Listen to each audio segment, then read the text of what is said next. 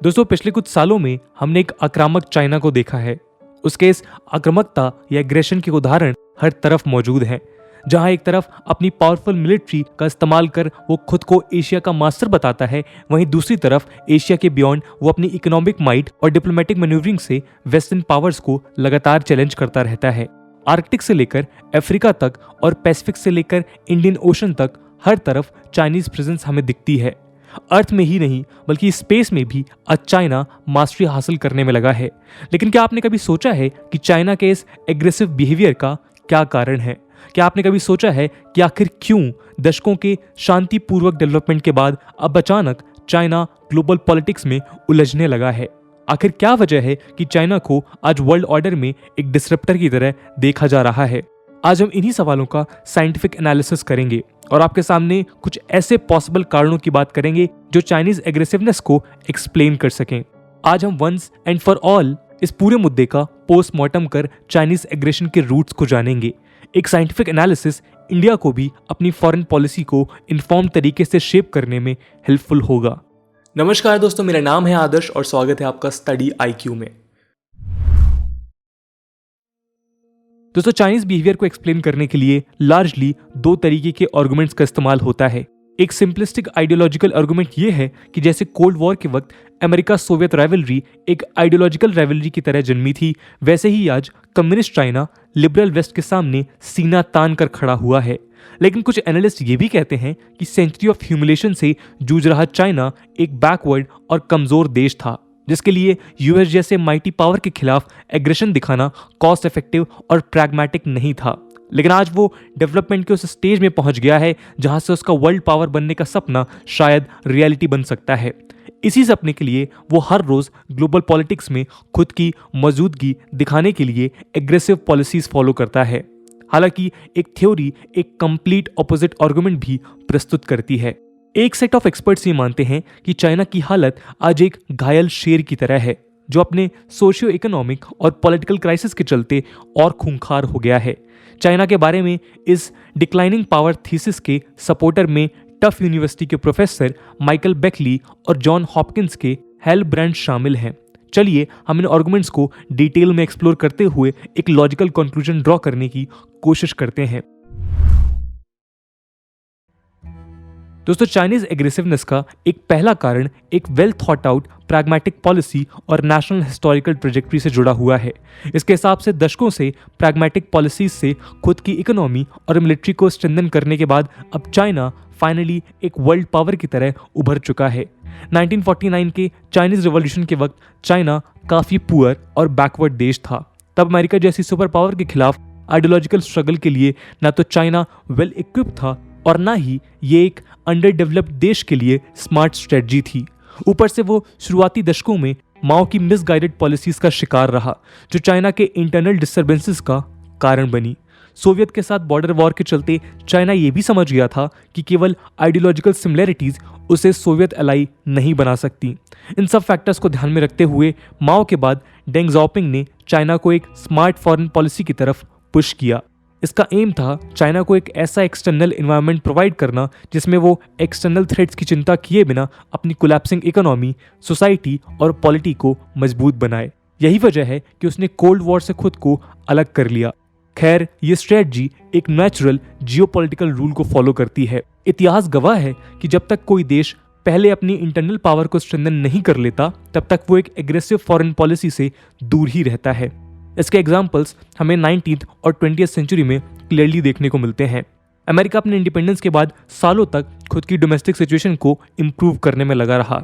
इसी वजह से वो खुद पहले वर्ल्ड वॉर 1 और बाद में वर्ल्ड वॉर 2 में इन्वॉल्व होने से बचता रहा। 20वीं सदी में सोवियत यूनियन भी वर्ल्ड वॉर 2 के शुरू होने के बाद कई सालों तक वॉर से दूर रहा, क्योंकि उसका मिलिट्री इंडस्ट्रियल कॉम्प्लेक्स एक नेसेंट स्टेज में था। शायद इसी हिस्टोरिकल ट्रेजेक्टरी को चाइना भी फॉलो कर रहा है। एक और सिमिलर थ्योरी चाइनीज बिहेवियर को एक्सप्लेन करती है और वो एक एंशिएंट चाइनीज बोर्ड गेम वेकी से जुड़ी हुई है। इस गेम को अमेरिका में गो भी कहते हैं। इस बोर्ड गेम की स्ट्रेटजी बाकी गेम्स जैसी नहीं होती, जहां ओपोनेंट्स एक दूसरे के खिलाफ एग्रेशन दिखाकर उन्हें इमीडिएटली डिस्ट्रॉय करना चाहते हैं। बल्कि स्ट्रेटजी ये होती है कि ओपोनेंट्स पहले इस गेम में यूज होने वाले स्टोन से स्ट्रॉन्ग स्ट्रक्चर्स को बनाएं और ओपोनेंट को स्लोली ट्रैप करने की कोशिश करें। इस थ्योरी के सपोर्टर्स कहते हैं कि ऐसा नहीं है कि 20th सेंचुरी में चाइना के एम्बिशंस वर्ल्ड पावर बनने के नहीं थे, बल्कि उसी एम्बिशन के लिए वो वेकी की स्ट्रेटजी फॉलो कर रहा था। वो अपने इकोनॉमिक डेवलपमेंट के साथ साथ स्लोली कॉन्फ्लिक्ट जोन्स में अपनी मिलिट्री इंफ्रास्ट्रक्चर्स को बिल्ड कर रहा था, और जब भी ऑपोजिशन होता तो एक स्मार्ट स्ट्रेटजी के तहत वो बैकफुट में चला जाता और फिर से शुरुआत करता। LAC, इंडियन ओशन और साउथ चाइना सी के अक्रॉस उसके मैसिव इंफ्रास्ट्रक्चरल एफर्ट्स इसी स्ट्रेटजी की देन माने जाते हैं। इसी स्ट्रेटजी के तहत ही कम्युनिस्ट आइडियोलॉजी के बावजूद उसने खुद को इंटरनेशनल लिबरल ऑर्डर में इंटीग्रेट कर खुद की प्रेजेंस आज दुनिया भर में बनाई है। ट्रीटीज, सीक्रेट पैक्ट्स और डेट ट्रैप डिप्लोमेसी के इस्तेमाल से आज वो इंडियन ओशन और पैसिफिक के छोटे आइलैंड नेशंस में भी मौजूद है। ये थ्योरी ये भी एक्सप्लेन करती है कि क्यों चाइना ने कभी भी अपने हिस्टोरिकल डिस्प्यूट्स को सॉल्व करने का कमिटमेंट नहीं दिखाया, वो चाहे साउथ चाइना सी हो या फिर सिनो इंडियन बॉर्डर। चाइना को सिर्फ सही समय का इंतजार था, और जैसे ही उसे रियलाइज हुआ कि वो अब अपने पड़ोसियों को बुली करने के लिए तैयार है, वैसे ही उसने पुराने डिस्प्यूट्स को बार्गेनिंग चिप की तरह इस्तेमाल करना शुरू कर दिया। लेकिन इस थ्योरी के सामने एक और एक्सप्लेनेशन है जो एकदम अपोजिट आर्गुमेंट्स देता है। चलिए उसे समझते हैं। दोस्तों, कुछ एनालिस्ट हिस्टोरिकल एनालिसिस के बेसिस पर चाइना को एक रिविजनिस्ट पावर मानते हैं। रिविजनिस्ट पावर यानी एक ऐसा देश जो करंट पॉलिटिकल, सोशल, इकोनॉमिक और इंटरनेशनल ऑर्डर को उखाड़ फेंक नए ऑर्डर की स्थापना करना चाहता हो। ये वो देश होते हैं जो खुद के प्राचीन इतिहास की भव्यता या ग्रेटनेस को रिस्टोर करने की बात भी करते हैं। अर्ली 20th सेंचुरी का जर्मनी हो या मॉडर्न चाइना, इन्हें स्कॉलर्स रिविजनिस्ट बताते हैं। खैर, इतिहास बताता है कि ऐसी पावर्स तब सबसे ज्यादा डेंजरस, असर्टिव और एग्रेसिव होती हैं जब उनका डाउनफॉल शुरू होता है। जी हाँ दोस्तों, और ये डेस्परेशन या निराशा के चलते होता है, जिसका जन्म इन पावर्स के बड़े बड़े सपने और एक्चुअल रियलिटी में गैप्स के चलते होता है। ऊपर से अगर इन देशों में एक डिक्टेटोरियल लीडर है तो समस्या और भी बढ़ जाती है, क्योंकि एक डिक्टेटर हमेशा अपनी पावर को लेकर इनसिक्योर रहता है और डेस्परेशन में वो एग्रेशन दिखाने लगता है। चलिए कुछ एग्जाम्पल से समझते हैं। वर्ल्ड वॉर 1 में जर्मनी का रोल क्रूशल था, जिसके एग्रेशन के चलते ही वॉर की शुरुआत हुई। 1871 में अपने यूनिफिकेशन के बाद जर्मनी का राइज लगभग वैसा ही था जैसा 1976 के बाद चाइना का। जर्मनी में फैक्ट्रीज से लेकर बैटलशिप्स सब कुछ ब्रिटिश सुप्रीमेसी को चैलेंज कर रहे थे। 1900 तक जर्मनी अपने रैपिड राइज के चलते काफी ज्यादा महत्वाकांक्षी या एम्बिशियस होने लगा और अपने हेजिमनी को असर्ट करने लगा। कैसर विल्हेल्म सेकंड ने एक एग्रेसिव वर्ल्ड पॉलिसी के तहत ज्यादा से ज्यादा कॉलोनीज सिक्योर करने के लिए खुद को कॉलोनियलिज्म की रेस में झोंक दिया। लेकिन जियोपॉलिटिक्स की अपनी एक जटिलता है, जिसके चलते जर्मनी की किस्मत अचानक बदल गई। जर्मनी की पॉलिटिक्स उसके लिए सरदर्द बन गई। यूरोपियन पावर्स सीक्रेट अलायंसेस और ट्रीटीज के थ्रू जर्मनी को एलिनेट करने लगे। ब्रिटेन, फ्रांस और रशिया ने मिलकर ट्रिपल ऑन्टांट के तहत जर्मनी को काउंटर करने के प्लान्स बनाए। फ्रांस और ब्रिटेन इस कोशिश में थे कि जर्मनी को ऑयल और आयरन जैसे रिसोर्सेज के एक्सेस से ब्लॉक कर दिया जाए। उधर रशिया भी इकोनॉमिकली ग्रो कर रहा था और जर्मनी को टफ कंपटीशन दे रहा था। जर्मनी के की एलाई ऑस्ट्रिया, हंगरी भी एथनिक टेंशन्स के चलते समस्या झेल रहे थे। जर्मनी भी इंटरनली अपने ऑटोक्रेटिक पॉलिटिकल सिस्टम के चलते ट्रबल में था। मिलिट्री बैलेंस भी शिफ्ट होने लगा। फ्रांस और रशिया अपनी आर्मी को एक्सपैंड करने लगे और ब्रिटेन ने अनाउंस किया कि वो हर एक जर्मन बैटलशिप के अगेंस्ट 2 बैटलशिप्स बनाएगा। इस क्राइसिस के दौर में जर्मन रैशनैलिटी खत्म होने लगी और एक ऑटोक्रेटिक सिस्टम डेस्परेशन और रिएक्शनरी होने लगा। जर्मनी अपने इंटरनल क्राइसिस को काउंटर करने के लिए हाइपर नेशनलिस्टिक मोड में चला गया और पॉलिटिकल क्राइसिस से लोगों का ध्यान हटाकर उनका ध्यान एक्सटर्नल थ्रेट की तरफ खींचने लगा। कुल मिलाकर जर्मनी की सिचुएशन एक घायल शेर की तरह थी, जो पहले से कहीं ज्यादा एग्रेसिव और डू और डाई सिचुएशन में था, और इससे जन्म हुआ वर्ल्ड वॉर 1 का। सिर्फ जर्मनी ही नहीं, बल्कि वर्ल्ड वॉर 2 के वक्त इंपीरियल जापान के साथ भी कुछ ऐसा ही हुआ, जो 1868 में मेजी रिस्टोरेशन के बाद सडनली एक रीजनल पावर बनकर उभरा था। लेकिन 1930s में हुए ग्लोबल चेंजेस जैसे ग्रेट डिप्रेशन, एग्रीकल्चरल क्राइसिस और सोवियत के साथ टेंशन्स के चलते जापान भी डेस्परेशन में आ गया और उसने खुद को यूरोप में शुरू हुए वर्ल्ड वॉर 2 में झोंक दिया। कुछ एनालिस्ट कहते हैं कि आज चाइना की सिचुएशन भी ऐसी ही है। हमने स्टडी आईक्यू में चाइना के डिक्लाइन पर डिटेल में चर्चा पहले भी की है, जिसे आप आई बटन पर क्लिक करके देख सकते हैं। खैर, चाइनीज क्राइसिस के कई पहलू हैं जिन्हें हम ब्रीफली यहां देखेंगे। क्रिटिकल टेक्नोलॉजीज और कम्युनिकेशंस इंफ्रास्ट्रक्चर में मैसिव इन्वेस्टमेंट और BRI जैसे प्रोजेक्ट्स ने चाइना को जियो इकोनॉमिक्स में एक स्ट्रेटेजिक एज दिया है। कई US बेस्ड थिंक टैंक्स ने ये भी असेसमेंट्स किए हैं कि मिलिट्री पावर में भी चाइना काफी मजबूत है और US के अगेंस्ट एक वॉर में जीतने का पोटेंशियल भी रखता है। ऐसी सिचुएशन में चाइना के सुपर पावर बनने के इंटेंशंस कॉमन सेंसिकल हैं, लेकिन जर्मनी और जापान की तरह ही चाइना के लिए भी सिचुएशन सिंपल नहीं है। माइकल बेकले और हैल ब्रांड्स कहते हैं कि जिन फैक्टर्स ने चाइना को ग्रो करने में हेल्प किया है, आज वही फैक्टर्स उसके लिए डिसएडवांटेजेस हैं। 1970s और 2000 के बीच चाइना नियरली एक सेल्फ सफिशिएंट इकोनॉमी था in terms of food, water and energy resources. वो ग्रेटेस्ट डेमोग्राफिक डिविडेंड एंजॉय कर रहा था और US के पॉजिटिव एटीट्यूड से फॉरेन मार्केट्स और टेक्नोलॉजी में इजी एक्सेस एंजॉय कर रहा था। डेंग ज़ाओपिंग ने ऑथोरिटेरियंस को रिड्यूस कर कई रिफॉर्म्स किए, जिसने वहाँ की पॉपुलेशन को इनोवेशन के लिए इंसेंटिव्स दिए। लेकिन 2000 के बाद धीरे धीरे ये सब बदलने लगा। फॉर एग्जाम्पल, चाइना आज रिसोर्स क्रंच फेस कर रहा है। वाटर स्कार्सिटी, एनर्जी और फूड पर इंपोर्ट डिपेंडेंस और डिस्ट्रक्शन ऑफ नेचुरल रिसोर्सेज के चलते उसे आज डिक्लाइनिंग पावर कहा जा रहा है। ऊपर से इकोनॉमिक ग्रोथ चाइना के लिए कॉस्टली हो गया है।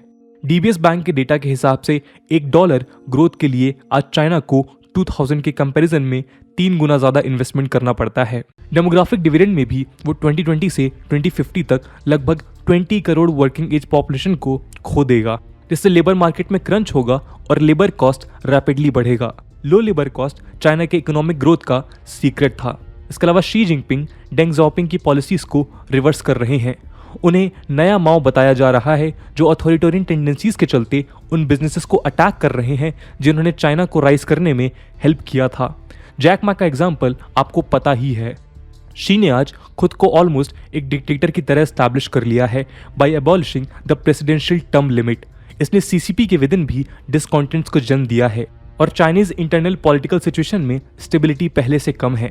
इस पॉलिटिकल क्राइसिस को काउंटर करने के लिए शी और भी ज्यादा ऑथोरिटेरियन हो रहे हैं, जिसके लिए उन्होंने कई सीनियर पॉलिटिकल लीडर्स को अपने एंटी करप्शन कैंपेन के तहत साइडलाइन कर दिया है।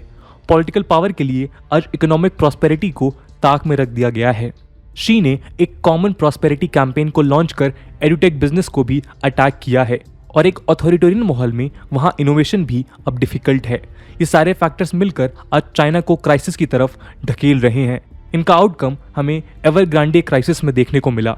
यही नहीं, चाइनीज इकोनॉमी पिछले 10 सालों से अपनी एनर्जी लूज कर रही है। 2007 में 14% से ग्रो करने वाला चाइना आज लगभग 2% के साथ ग्रो कर रहा है और उसका डेट 2008 के कंपैरिजन में आज 8 टाइम्स ज्यादा है। ये सब एक ऐसे माहौल में जहां फॉरेन पावर्स चाइना से खफा हैं। क्वाड से लेकर ऑकस तक, G7 से लेकर EU तक हर जगह चाइना को लेकर काउंटर स्ट्रेटजीज पर डिस्कशन हो रहा है। US के साथ ट्रेड वॉर से लेकर यूरोपियन कंट्रीज द्वारा ट्रेड बैरियर्स लगाने तक चाइना का एलियनेशन साफ है। भले ही देश आउटराइटली चाइना के खिलाफ नहीं बोलते, लेकिन एक बात साफ है कि चाइना के लिए आज दुनिया में पहले जैसा पॉजिटिव माहौल नहीं है। कुल मिलाकर चाइना अपने डोमेस्टिक और इकोनॉमिक प्रॉब्लम्स के चलते एक डेस्परेशन के हालत में है और यही उसके एग्रेशन का कारण है। तो दोस्तों, ये थे कुछ एक्सप्लेनेशंस जिनके थ्रू हम चाइना के बिहेवियर को समझ सकते हैं। कुछ आर्गुमेंट्स तो एक दूसरे के ऑपोजिट लगते हैं, लेकिन असल में दोनों ही आर्गुमेंट्स की एक कॉमन बात यह है कि चाइना भले ही डिक्लाइनिंग पावर है, पर फिलहाल वो एक वर्ल्ड पावर तो है ही। ऐसे में ये बेहद ज़रूरी है कि उसके बिहेवियर के खिलाफ जो भी स्ट्रैटेजी बने वो वर्ल्ड वॉर्स और कोल्ड वॉर के इवेंट से सीख लेते हुए बने। ऐसी स्ट्रैटेजीज जो चाइना को अपीज करने या ऐसी स्ट्रैटेजीज जो उसे आउटराइटली कन्फ्रंट करें, दोनों ही काउंटर प्रोडक्टिव साबित हो सकती हैं। एक स्ट्रैटेजिक एम्बिग्यूटी या कन्फ्यूजन वाली सिचुएशन यहाँ पर बेस्ट हो सकती है, जहाँ पावरफुल देश सिचुएशन के हिसाब से अपना स्टैंड चाइना के सामने रखें। ये स्ट्रैटेजी एक कैरेट एंड स्टिक पॉलिसी की तरह हो सकती है। दोस्तों, चाइनीज एग्रेसिवनेस पे आपका क्या टेक है, कमेंट सेक्शन में जरूर बताइएगा। आज की वीडियो के लिए इतना ही। आई होप आपको वीडियो पसंद आई होगी, और अगर पसंद आई है तो अपने दोस्तों के साथ शेयर करना मत भूलिएगा। हम मिलते हैं अगले वीडियो में, तब तक के लिए जय हिंद, जय भारत।